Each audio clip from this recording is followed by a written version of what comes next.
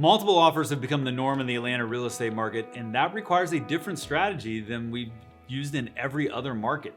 But don't worry, we've got you covered.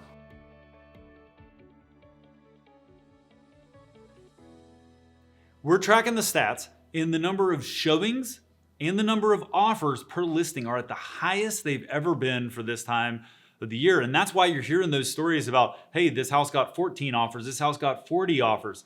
Well, you have to have a different strategy to win against 14 people than if you're the only person bidding on a house. And so we've got a couple things that may seem obvious for you, and then a couple things that I think are probably not going to be obvious that have allowed the Justin Landis Group agents to win at a way above average rate.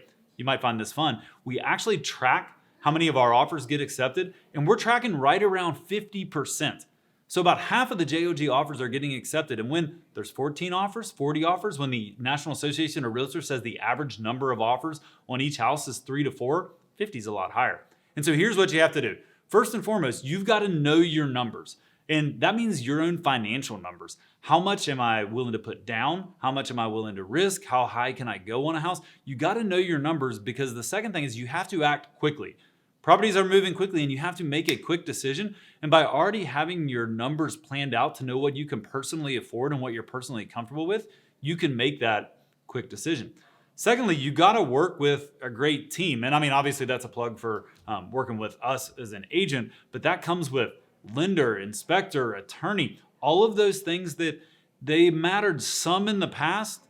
They matter an absolute ton right now, an absolute ton, because the difference in a lender who can eliminate contingencies, can shorten timelines versus one that can't, that can be the difference between getting the house and not. And then the final thing I'll tell you, and this is going to be tough for some of you who are numbers folks, is looking at the comps is not the same that it used to be. Because what we used to do to help figure out how much we're going to offer for a house, we'd say, hey, what did the last couple of houses sell for? And then what would be a fair price for this house? But when the market is rising so quickly, roughly 18% over the last year, and each sale it's jumping up, that is not going to get you a house. As much as I wish it could, it's just not. Because if you're looking at the past sale, but somebody else is saying, what is it going to take to win this house? They're going to win. And that's why, we're seeing stuff go 100,000, 125,000, 50,000 over asking. And this is it.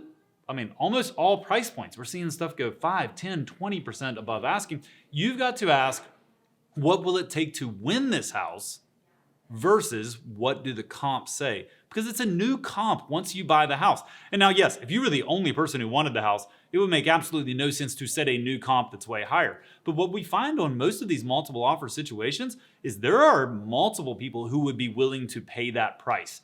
And so that tells you that is the market value, because the market value is what a willing buyer and a willing seller will transact for on the open market. And when you have 5 people that want to buy the house at the price you're buying, even if the past doesn't say that's what the house is sold for, that is the current value, because people will buy it if those other houses come on the market. So getting through this market, it requires more strategy and more intentionality than I've ever seen, but don't worry. Like I said earlier, we've got you covered. We can help you through it. Send us a message. We'd be happy to talk you through how you can win and win in this market.